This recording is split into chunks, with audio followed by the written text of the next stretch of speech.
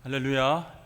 네, 오늘도 우리 예배 현장 예배에 참석하신 분들, 또 온라인으로 수요 예배 드리시는 분들 환영합니다. 비가 많이 오고 있습니다. 장마가 시작된 것 같은데요. 또 하나님께서 우리 가정과 일터를 보호해 주시고 또 우리 마음 가운데 풍성한 성령의 단비를 부어 주셔서 넉넉하게 이기실 수 있기를 주의 이름 축복합니다. 계속해서 우리 야고보서 말씀을 우리가 살펴보고 있는데요. 야고보서는 어떤 책이죠? 믿음의 행위를 강조하는 책입니다. 믿음도 중요하지만 행함도 또한 중요하다, 이렇게 반복적으로 말씀을 전하고 있죠. 그래서 2장 말씀을 보면 행함이 없는 믿음은 곧 죽은 믿음이다 라고 표현을 하고 있습니다. 또 3장에 와서도 계속해서 행위를 강조하고 있습니다. 그래서 선생이라고 하는 칭호가 있는데 그것은 무척 명예로운 것이지만 그 대신 선생이 되면 더 올바르게 살아야 할 의무가 주어지기 때문에 많이 선생되지 말라. 네, 그래서 책임질 일이 굉장히 많다라고 얘기했습니다. 이 말씀은요, 명예를 얻는 것보다 바르게 사는 것이 더 중요하다라고 말씀을 드렸습니다. 여러분, 선생, 지도자가 바르게 살기 위해서 특별히 조심해야 할 것이 무엇입니까? 바로 언어다라고 말씀을 드렸죠. 이 지도자, 선생의 말 한마디가 굉장히 영향력이 크고, 또한 이 선생이라고 하는, 지도자라고 하는 직업 자체가 말을 많이 하기 때문에 실수할 가능성이 많다고 그렇게 말씀드렸습니다. 그래서 선생은, 지도자는 말을 특별히 조심해야 된다라는 것이죠. 물론 모든 사람들이 말을 조심해야 하는 것 당연하지만 특별히 선생이라면, 지도자의 위치에 있다면 우리가 신경을 더 써야 된다는 것입니다. 그래서 야고보 사도는 말을 조심하는 것이 얼마나 중요한지 여러 가지 예를 들어서 설명을 했죠. 그 영향력이 너무나 커서 개인과 공동체를 흥하게 할 수도 있고 망하게 할 수도 있는 것이 바로 언어, 말이다라고 얘기를 합니다. 여러 가지 예를 들었습니다. 그래서 온 몸을 제어하는 말의 입의 재갈, 그것이 정말 몸을 전체를 컨트롤할 수 있는, 작은 것이지만 그런 큰 영향력을 주는 것이다. 또 큰 배의 방향을 결정하는 작은 키, 그것이 정말 큰 배가 나아가는 방향들을 작은 키가 움직이게 함으로 말미암아 중요한 역할을 한다, 그렇게 얘기했습니다. 그리고 정말 작은 불씨인데 온 나무와 재산과 삶의 터전을 불태우는 그 작은 불씨, 그것과 마찬가지로 우리의 우리의 말은 작지만 굉장히 중요한 것이다 라고 말씀을 드렸습니다.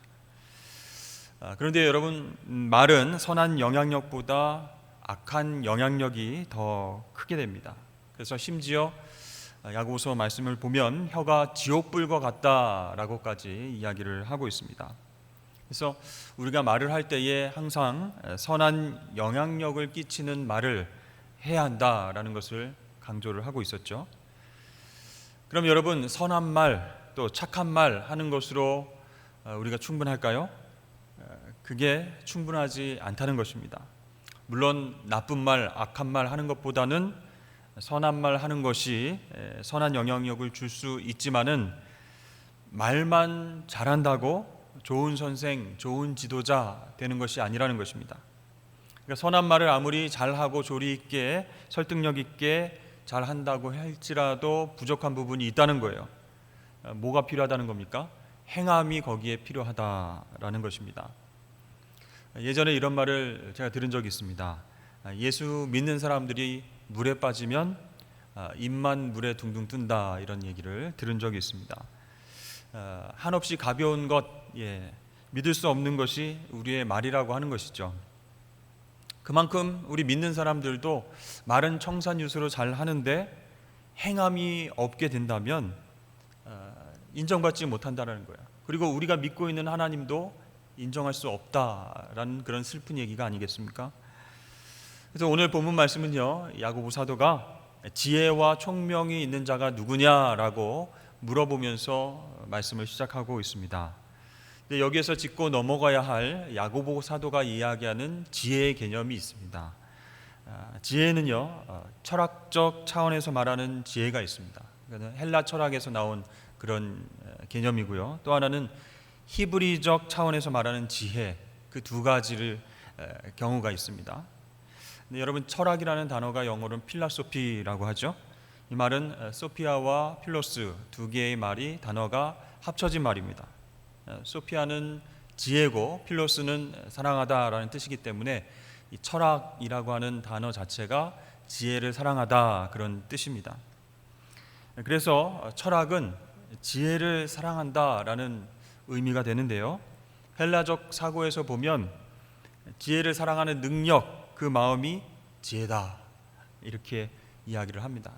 그래서 그리스 철학자들 보면은 그 지혜를 추구하는 마음으로 계속 변론하고 토론하고 의문을 제기하고 그렇게 해서 철학 사상이 발전한 것 아니겠습니까? 그런데 오늘 야고보서에서 말하는 이 지혜는요, 그런 헬라 철학 그런 개념이 아니라는 거예요. 히브리적이고 종교적인 개념이라고 할 수 있습니다. 여러분, 지식은 인간의 노력으로 얻을 수 있는 것이죠. 많이 듣고 많이 보고 많이 배우면 지식이 점점 쌓이고 늘어나게 됩니다. 그러나 지혜는 그렇게 얻을 수 없다는 거예요. 지혜는 하늘로부터 온다, 하나님께로부터 온다라고 이야기하는 것이 이 히브리적 개념의 지혜라고 할 수가 있습니다. 우리의 노력이 아니라 하나님께서 선물로 주시는 은사와 같은 것이다. 그래서 하나님과의 관계 속에서 우리가 깨달은 것이 바로 지혜로운 것이다 라고 이야기를 하고 있는 것입니다. 그래서 공부를 많이 한다고 해서 율법을 많이 외운다고 해서 지혜로운 것이 아니라는 것이죠. 어려운 환경 속에서, 광야 같은 생활 환경 속에서 넘어지고 실패하면서도 그 속에서 하나님의 뜻을 분별하고 하나님이 깨닫게 해주시는 것이 있을 때 그게 지혜가 된다라는 것이죠. TV 프로그램 중에 삼시세끼라고 하는 그런 프로그램이 있습니다. 거기에 보면 차승원이라고 하는 배우가 요리를 그렇게 잘하는 거예요. 정말 무에서 유를 창조하는 요리를 막 뚝딱뚝딱 만드는데 굉장히 부러운 능력이다라는 생각이 듭니다. 저는 뭘 하나 이렇게 집에서 요리를 하려고 해도 막 유튜브를 찾아서 이렇게 보고 스탑했다가 뭐 하나 준비했다가 굉장히 어려운데 이 배우는요, 그냥 뭐만 있으면 그냥 쓱싹쓱싹 만들어가지고 요리하고 양념치고 정말 맛있는 요리를 만들더라고요.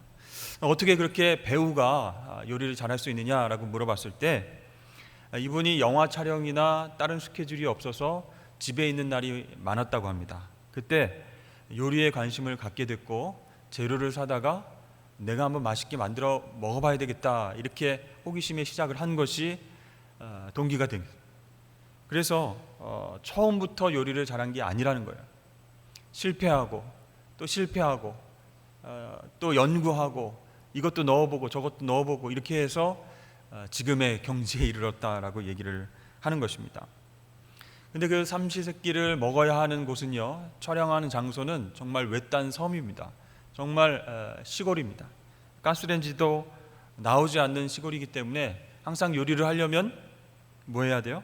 매번 불을 펴야 되는 그런 불편함이 있습니다. 식재료도 매번 준비해야 되고 계속 풀만 먹을 수 없으니까 바다에 나가서 낚시를 해서 또 고기를 가져다가 그걸 재료로 해서 이제 끼니를 때워야 되는 것이죠.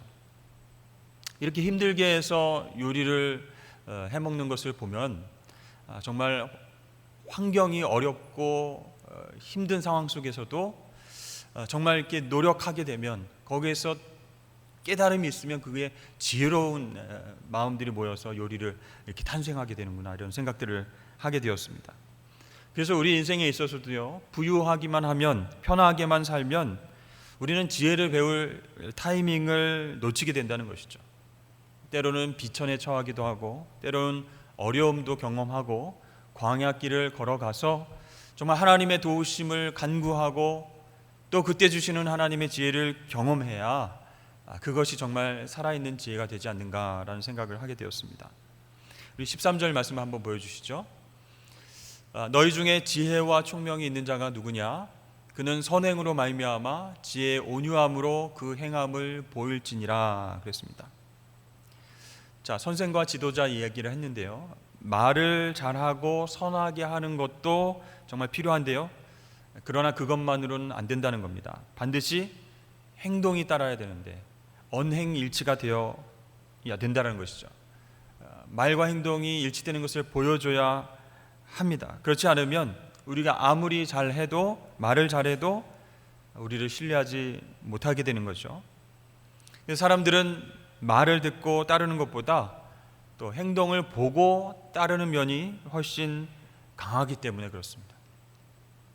이스라엘의 군대 지휘자는요, 공격을 명령할 때 돌격 이런 말을 사용하지 않는다고 합니다. 어떻게 얘기하냐면 나를 따르라 이렇게 명령을 한다고 합니다. 행동으로 지도자가 본을 보인 그런 모습들을 통해서 이 부하들이 훨씬 더 적극적으로 명령에 복종하고 또 강한 군대가 되어져 간다는 것이죠. 여러분, 히브리 사람들에게 있어서, 유대인들에게 있어서 랍비가 곧 지혜자의 대표였습니다. 이 이스라엘 사람들의 글을 보면요, 유명한 랍비들에 관한 이야기가 많은데 탈무드 같은 것도 결국 랍비들의 지혜에 관한 이야기입니다. 지식을 가르쳐주는 그런 스승이 아니라 인생의 지혜를 깨닫게 해주는 그런 이유로 말미암아 많은 사람들에게 존경과 사랑을 받고 있습니다. 그래서 야고보서에서도 이 랍비를 너무 많이 선생이 많이 되려고 하는 사람들을 향해서 그렇게 하지 말아라. 그 선생이 얼마나 그 말에 대해서 책임을 져야 되는 그런 위치에 있는 사람인 줄 아느냐라고 얘기했던 것이죠. 그래서 이 부모님들은요, 랍비가 자기 자녀의 머리를 쓰다듬어 주면서 한마디라도 더 해주기를 바랬습니다. 그래서 아이의 손을 한번 잡아주길 바라고 머리 위에 손을 얹어서 축복해 주길 바랬습니다. 그리고 정말 어렵사리 랍비와 그 아이들이 만나게 되면 잘 봐라, 저분이 바로 랍비이시다, 지혜로운 분이시다 이렇게 소개를 하고요, 정말 그것을 영광으로 생각했다라고 합니다. 그런데 그 사회에서 랍비가 너무나도 유명하고 또 존경을 받으니까 가짜 랍비가 생기게 됐습니다. 말재주와 또 관계와 속이는 기술로 사람들의 마음을 훔쳐서 경제적인 이득을 그런 보기도 하는 사람들이 생겼다는 것이죠. 그래서 오늘 말씀에도 지혜와 총명이 있는 자는 증명해야 된다라고 이야기를 하고 있습니다. 그 행함을 보일지니라. 그 뜻은 무슨 뜻이겠습니까? 열매를 보고 나무를 안다는 것이죠. 진짜 랍비인지, 진짜 지혜 있는 자인지, 진짜 총명한 자인지 행함을 보고 우리가 판단할 수 있다는 것입니다. 여러분, 지식이 많은 사람인지 지혜가 있는 사람인지 어떻게 구분할까요? 거짓 지혜와 참 지혜 역시 행동으로 드러난다는 것입니다. 어떤 행동이죠? 14절 말씀해 보니까 거짓 지혜는 독한 시기와 다툼으로 서로 자랑한다. 그렇게 행동으로 드러나게 됐다는 거예요. 진리를 거슬러서 거짓말을 한다. 그러나 참 지혜가 있는 사람은 시간이 지날수록 온유함과 겸손함으로 그 행동이 드러난다라고 이야기를 하고 있습니다. 그러니까 정말 참 지혜와 거짓 지혜를 구별할 수 있는 방법이 행동으로, 행함으로 나타나게 된다는 것이죠. 예로부터 사람을 알아보는 두 가지 방법이 있다는 얘기가 있습니다. 첫 번째는 그 사람에게 돈을 줘보라는 거죠. 그래서 그 사람이 돈을 어떻게 쓰느냐, 그것을 보면 그 사람의 됨됨이를 알 수 있다, 이런 얘기가 있고요. 두 번째는 그 사람을 칭찬해 보라는 겁니다.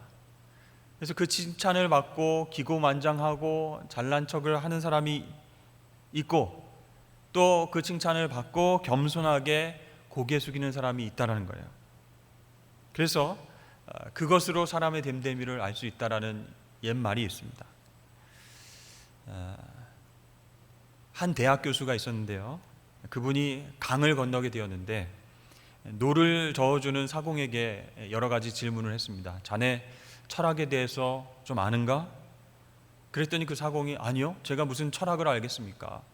그게 무슨 뜻인지도 모르고 무슨 학문인지도 모릅니다, 이렇게 얘기를 했어요. 그랬더니 그 대학 교수가 그럼 자네는 인생의 4분의 1을 잃어버렸구만, 그렇게 얘기를 했습니다. 그럼 당신은 지리학을 알고 있습니까? 하고 사공에게 또 물어보는 거예요. 아니, 철학도 모르는데 지리학 제가 알겠습니까? 그렇다면 자네는 인생의 2분의 1을 잃어버린 것이네. 이렇게 얘기를 했습니다. 또 이제 강을 건너다가 대학 교수가 또 질문했습니다. 그러면 마지막으로 자네는 천문학에 대해서 좀 알고 있나? 전혀 들어본 적이 없습니다. 그랬더니 그러면 당신은 인생의 4분의 3을 잃어버렸구만. 이렇게 계속 이야기를 하는 거예요. 그때 강풍이 몰아쳐서 배가 흔들거리더니 배가 그만 뒤집히고 말았습니다. 그래서 강물에 두 사람이 둘 다 빠지게 됐어요. 이 대학 교수는 수영을 할 수 없어서 막 물에 빠져서 허우적거립니다. 그때 사공이 유유히 헤엄을 치면서 그 대학 교수에게 이렇게 물어봤습니다. 당신 헤엄 좀 칠 줄 아나? 그랬더니 막 살려달라. 아니, 난 수영 못하는, 나 좀 구해주시오. 그랬더니 이 사공이 결정적으로 마지막으로 이렇게 얘기합니다. 당신은 인생의 전부를 잃어버렸습니다. 이렇게 얘기를 했다고 합니다. 여러분, 많은 지식이 있다고 교만을 부리고 또 자기가 지혜가 있다라고 착각하면 안 된다는 것이죠. 참 지혜는 위에서부터 오는 것이다 라고 성경은 이야기하고 있습니다. 우리 15절 말씀 한번 보시죠. 이러한 지혜는 위로부터 내려온 것이 아니요 땅 위의 것이요 정욕의 것이요 귀신의 것이니 그랬습니다. 자, 여러분, 어떤 마음이 있으면 귀신의 지혜가 되고 어떤 마음이 있으면 참된 지혜가 되겠습니까? 아무리 좋은 말과 좋은 행동도 마음에 독한 시기와 다툼이 있으면 귀신의 것이 된다, 악한 것이 된다라고 말씀하고 있습니다.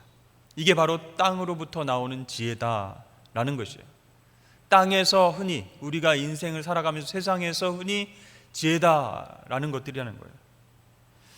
여러분, 시기는 어떤 것이죠? 남에게 지기 싫은 그런 마음이 있는 거죠. 그리고 남이 잘 되는 것을 싫어합니다. 결국 남과 나를 비교하면서 남에게 어떻게든 이기려고 하는 마음, 그 마음으로 하는 언행의 모든 것이 시기로 나타난다는 것이죠. 그럼 여러분, 왜 아무리 우리가 좋은 행동도 경쟁심을 가지고 서로 이기려고 하는 마음으로 하면 정욕의 것, 마귀의 것이 될까요? 그것은 공동체의 평강을 깨트리기 때문입니다. 기업처의 예를 한번 들어보도록 하겠습니다. 기업체에서는요, 여기서는 업적과 성과를 최우선으로 본다는 것이죠. 심지어 직원들 간의 어떤 화목을 추구하는 것도 성과를 높이는 어떤 수단으로 그렇게 일을 계획한다는 것입니다. 그래서 업적을 높이고 성과를 내는 데 도움이 된다고 한다면 얼마든지 직원들을 경쟁의 자리로 그렇게 밀어넣습니다. 서로 시기하고 서로 밟고 서로가 서로를 의심하게 하고 어떤 것 수단과 방법을 통해서라도 성과를 내고 그렇게 열매를 맺어야 된다, 이렇게 강조를 하는 것이죠. 그래서 이것을 땅 위의 것이다, 땅 위에서 나는 지혜다라고 이야기를 합니다. 교회에서는 어떨까요, 여러분? 교회에서 열심히 사역을 감당해 보신 분들은 경험했을 것입니다. 이러한 경쟁적이고 이기적인 마음을 교회에서도 품을 수 있다는 것이죠. 부서와 부서 사이, 또 위원회와 위원회 사이, 또 동산과 동산 사이, 공동체 사이에 이렇게 시기하고 경쟁하는 마음이 생길 수가 있습니다. 그런데 이것이 큰 문제다라는 것을 알고 주의하면 다행이지만 그것을 우리 교회 안에서 방치하면 심각한 문제가 생길 수 있다는 거예요. 그래서 저는 오늘 말씀을 묵상하면서 교회를 섬기면서 우리가 피해야 할 몇 가지가 있는데 3가지 정도를 생각해 봤습니다. 첫 번째는 거짓말하는 모습을 피해야 된다는 것이죠. 왜 우리가 교회 일을 감당하면서도 거짓말을 하게 될까요?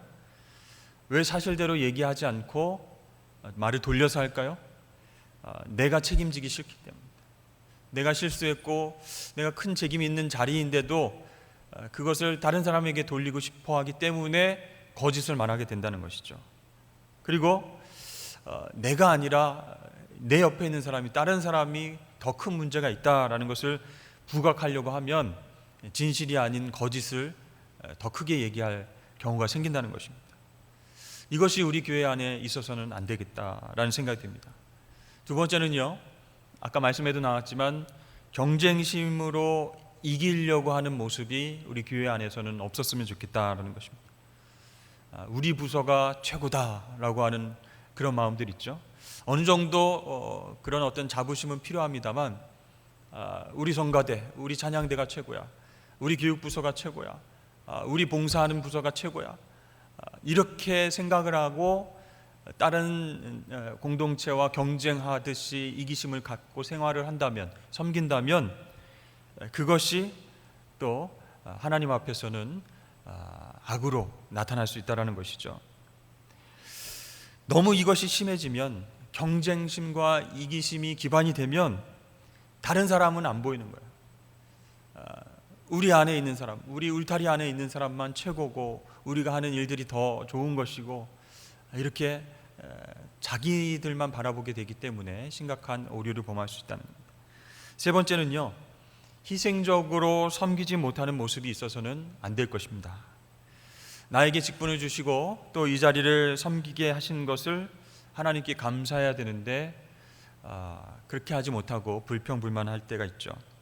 그래서 어떤 개인적인 이익이 나에게 돌아올 때는 열심히 정말 하는데, 힘든 일, 어려운 일, 사람들이 잘 안 하려고 하는 일은 피하려고 하는 모습들이 우리 교회 안에서도 보이면 안 되겠습니다. 혹시 이러한 세 가지 모습들이 있다면 우리가 하나님 앞에 다 내어놓고 회개하면서 나가야 됩니다. 네. 여러분, 그러면 무엇이 참된 지혜, 하늘의 지혜라고 오늘 야고보 사도는 이야기합니까? 여러 가지 이야기를 했어요. 첫 번째는 온유의 모습입니다. 참된 지혜는 선을 행한다라고 이야기하고 있죠. 그러나 선만 행한다고 지혜가 되는 것은 아니라는 것입니다. 온유한 마음으로 행해야 된다라고 강조하고 있습니다. 사납거나 거칠게 대하지 않고, 조금 마음에 정말 이렇게 안타까운 모습이 있어도 자비롭고 부드럽게 대하는 자세가 온유의 자세다라고 할 수 있습니다. 이것은요, 자신의 이익만 쫓고 남들과 경쟁해서 이기려고 하는 그런 땅에서 나는 지혜하고는 정반대의 모습이죠. 또한 이 온유는 여러분 성령의 열매입니다. 잘 아시겠지만 갈라디아서 5장 말씀에 성령의 열매가 쭉 나오고 있죠. 오직 성령의 열매는 사랑과 희락과 화평과 오래 참음과 자비와 양선과 충성과 온유와 절제니, 거기서 이제 온유라고 하는 그런 대목이 나오죠. 그래서 이 온유함은요, 나를 다스리고 지배하시는 성령님으로 인해서 나타나는 그런 인격의 한 부분입니다. 그러므로 누구든지 온유해 줄 수 있는 거예요. 나는 성격이 좀 욱한 성격이 있어서 절대로 온유함이 나타날 수 없습니다. 내 방식대로 그렇게 사람을 대해야 되겠습니다. 그게 아니라 누구든지 성령께서 우리를 다스리시면 그 온유함의 열매가 맺혀질 수 있다는 겁니다. 그렇습니다. 하늘의 지혜를 받은 사람들에게는 온유함이 있는 거예요. 이 온은요, 원래 이 헬라어에서 말을 잘 길들였을 때에 그 말을 가리켜서 온유한 말이다 라고 칭하는 데서 나온 말이라고 할 수 있습니다. 그러니까 야생말을 잘 길들이고 훈련하면 온순한 말이 된다라고 하는 그런 의미에서 이 온유라고 하는 말이 생겼습니다. 성령으로 훈련함을 받은 그 인격 가운데 온유함이 나타나게 돼 있는 거예요. 예수님께서는요, 모든 인격을 완벽하게 갖추고 우리에게 보여주셨습니다. 그래서 우리에게 말씀하셨죠. 나는 마음이 온유하고 겸손하다라고 말씀하셨어요. 그래서 예수님을 계속 본받기 위해서, 그분의 말씀에 순종하기 위해서 노력하면 성령께서 우리를 도와주실 것입니다. 그러면 우리도 온유함이라고 하는 그 행동을 통해서 하늘의 지혜를 얻게 된다는 것이죠. 두 번째는요, 성결입니다. 선을 행할 때에 그것을 통해서 자기의 욕심을 채우려는 불순물이 없는 상태, 그것이 바로 성결이라고 할 수 있습니다. 남을 이겨서 자기가 좀 높아지려고 하는 명예욕이 없다는 것이죠. 그러니까 불순물, 어떤 의도성, 그런 게 없다라는 거예요. 근데 어떤 사람은 굉장히 똑똑하고 지혜롭기는 한데 순결하지 못한 그런 사람이 있어요.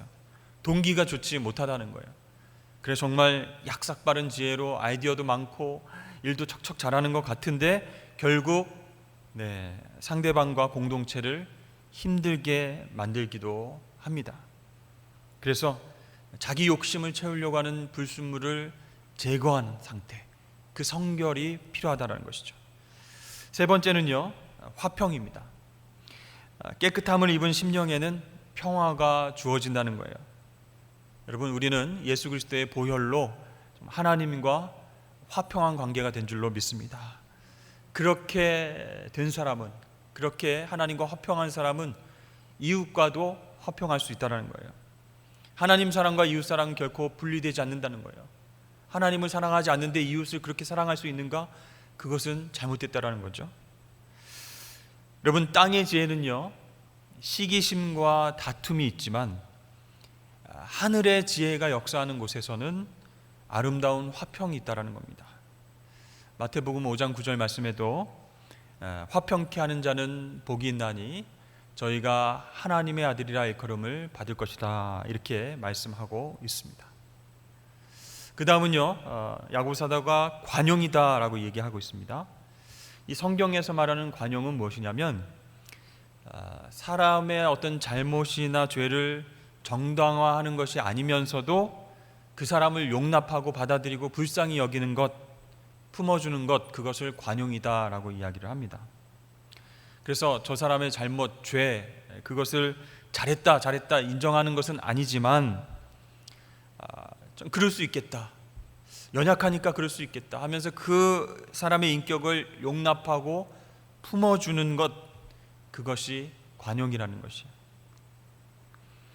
다섯 번째는 양순이라는 덕목인데요, 양순하다는 말 여러분 들어보셨습니까? 양순, 우리가 보통 잘 쓰지 않는 용어인데요, 다른 사람들의 말과 생각을 잘 들어주고 동의하는 어떤 긍정적인 기질을 말하는 덕입니다. 이 말은 반대하지 말아야 한다는 그런 것이 아닙니다. 공동체의 일원이 되기 위해서는 다른 사람들의 의견을 존중해주고 또 다른 사람과 뜻을 같이 해줄 수 있는 그런 사람이 되어야 하는데, 그런 인격이 양순이라는 거예요. 그래서 우리가 쭉 배워왔던 야고보서 1장 19절 말씀에 사람마다 듣기는 속히 하고 어떻게 해요? 말하기는 더디하고 성내기도 더디하라, 이렇게 말하는 것이 바로 양순한 사람의 모습이라고 할 수 있습니다. 여섯 번째는 긍휼입니다. 긍휼 많이 들어보셨죠? 은혜와 긍휼은 이렇게 짝이 되어서 많이 이야기가 되어집니다. 은혜는 무엇이죠? 받을 만한 자격이 없는 사람들에게 베풀어지는 그런 호의다라고 할 수 있습니다.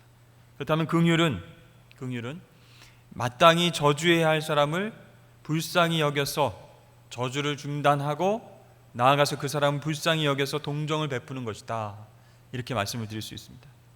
그러니까 이 긍휼은 은혜보다 훨씬 더 깊은 의미를 내포하고 있는 그런 개념이다 할 수 있어요. 우리는 사실 하나님 앞에서 저주를 받아 마땅한 그런 존재입니다. 그런데 하나님께서는 우리를 저주하지 않으시고 구원을 주셨죠. 이것은 하나님의 긍휼입니다. 그래서 성경은 하나님께서 긍휼이 풍성한 하나님이시다라고 표현을 하고 있죠. 우리가 이 긍휼을 주님의 모습 가운데, 하나님의 모습 가운데서 배울 수 있어야 된다는 것입니다. 마태복음 5장 7절 말씀에 긍휼히 여기는 자는 복이 있나니 그들이 긍휼히 여김을 받을 것이며, 그렇게 말씀을 하고 있습니다. 자, 일곱 번째는요, 선한 열매인데요, 이 말씀 그대로 선한 열매, 말 그대로 예수님과 교제하면서 주님과 지속적인 관계를 통해서 우리 삶 속에 맺어야 하는 열매는 결국은 선한 열매다라는 것입니다. 그 다음에 이야기된 것이 편견 없음. 편견이 없다는 말은 흔들림이 없다라는 뜻이죠. 여러분, 하늘에 속한 지혜는 흔들리는 경우가 없습니다. 이 세상에 속한 지혜, 땅에 속한 지혜는 시시각각 변하는 것이죠. 그런 어떤 지혜를 가진 사람들은 그 가치관이 견고하지 못하고요, 생활의 어떤 규범이나 윤리적인 기준도 흔들리게 되는 겁니다. 그러나 하늘의 지혜를 가진 사람은 견고해서 흔들림 없는 그런 삶의 자세로 살아가게 된다는 것입니다. 그리고 아홉 번째로 거짓이 없음. 이 거짓이 없다라는 말은 가면이 필요 없다라는 겁니다. 위장이 없다라는 얘기예요.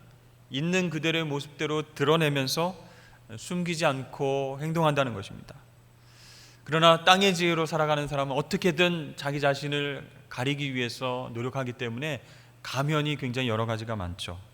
회사에 가서는 이런 가면, 교회에 가서는 이런 가면, 친구를 만날 때는 이런 가면, 높은 지위에 있는 사람을 만나면 이런 가면, 그렇게 땅의 지혜를 가진 사람들은 여러 가지 가면을 통해서 자기 자신을 포장하고 숨기려고 합니다. 그러나 하늘의 지혜로 사는 사람은 그게 필요 없는 거예요.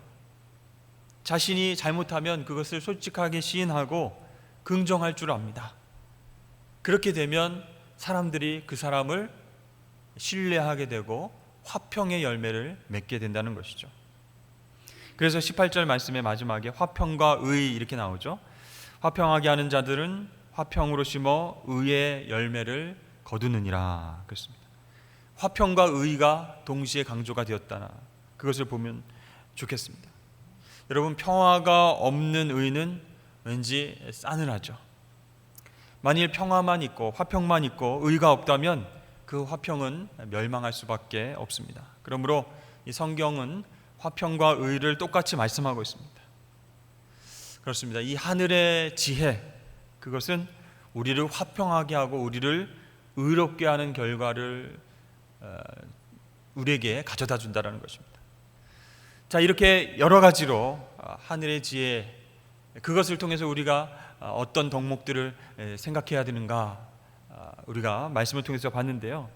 이런 하늘의 지혜들을 어떻게 하면 얻을 수 있을까요? 여러 가지 덕목들을 살펴봤는데 어떻게 하면 이것들을 얻을 수 있을까요? 첫 번째는 하나님의 말씀, 성경을 통해서 우리가 얻을 수가 있습니다. 하나님의 말씀이 우리에게 하늘의 지혜를 공급해 준다라고 하는 것이에요. 어느 순간 기도하다가 뚝 떨어지는 것이 하늘의 지혜가 아니라 하나님의 말씀을 가까이 할 때 하늘의 지혜를 우리가 경험할 수 있고 이런 인격을 드러낼 수 있다는 겁니다. 디모데후서 3장 15절 말씀 한번 보여주시죠. 우리 함께 읽어보겠습니다. 시작. 또 어려서부터 성경을 알았나니 성경은 능히 너로 하여금 그리스도 예수 안에 있는 믿음으로 말미암아 구원에 이르는 지혜가 있게 하느니라. 아멘. 성경은 우리에게 구원의 지혜를 줄 뿐만 아니라 모든 삶의 지혜를 제공해 준다라는 것입니다. 그렇기 때문에 우리가 하늘의 지혜를 얻기 위해서는 하나님 말씀, 성경을 가까이 해야 된다는 것이죠. 말씀을 듣고 말씀을 암송하고 묵상하고 쓰고 이렇게 우리의 심령 가운데 말씀으로 가득 채울 때에 하늘의 지혜가 우리의 인격과 삶을 지배하게 된다는 것입니다. 두 번째 방법은요, 기도입니다. 우리 이미 1장에서 살펴본 적이 있는데요. 야고보서 1장 5절 말씀 한번 띄워주시죠. 너희 중에 누구든지 지혜가 부족하거든 모든 사람에게 후히 주시고 꾸짖지 아니하시는 하나님께 구하라. 그리하면 지혜를 주시리라. 그렇습니다. 기도할 때, 하나님께 구할 때 지혜를 주신다라고 말씀하고 계세요. 그렇습니다. 우리가 정말 땅에 있는 지혜들은 사람들을 통해서 그렇게 쉽게 습득할 수 있어요. 나도 저렇게 하면 성공할 수 있겠다. 이기심과 시기와 질투와 성공하려고 하는 그런 이기적인 마음을 가지고 노력하면 그렇게 땅의 지혜로 살아갈 수 있습니다. 그러나 하늘의 지혜를 얻는 방법은 두 가지예요. 하나님 말씀과 기도라는 것입니다. 하나님의 말씀과 기도로 하나님과 교제할 수 있기 때문에 그때 하늘의 지혜가 우리에게 온다는 것이에요. 그 교제 속에서 하나님의 지혜를 발견하고 소유하고 또 급할 때에 정말 힘들 때에 그 지혜를 통해서 우리가 말과 행동을 통해서 하나님께 영광 올려드릴 수 있다라고 하는 것이죠. 사랑하는 여러분, 이 땅의 지혜는요 정력으로 쓰려고 작동하는 지혜다라고 오늘 말씀 강조하고 있습니다. 그 대신 하늘의 지혜는 하나님과 사람과의 관계에서 화평케 만든다, 우리 의롭게 만든다라고 말씀하고 있습니다. 여러분, 어떤 지혜를 더 사모하고 추구하시겠습니까? 하늘의 지혜를 더욱더 사모하실 수 있는 저와 여러분 되시길 축복합니다. 온유함으로, 정직함으로 행동하시기를 바랍니다. 그러기 위해서는 말씀과 기도로 주님과 교제하는 방법밖에 없습니다. 그럴 때 우리는 예수 믿는 사람들은 다 입만 살았어, 이렇게 정말 욕을 먹는 것이 아니라 정말 저 사람의 행함을 보면, 온유한 행동을 보면, 진실된 행동을 보면 정말 하나님 살아계시구나 라는 것을 많은 사람들에게 보여줄 수 있도록 하늘의 지혜를 추구하시는 저와 여러분 되시길 주의 이름으로 축복합니다. 기도하겠습니다.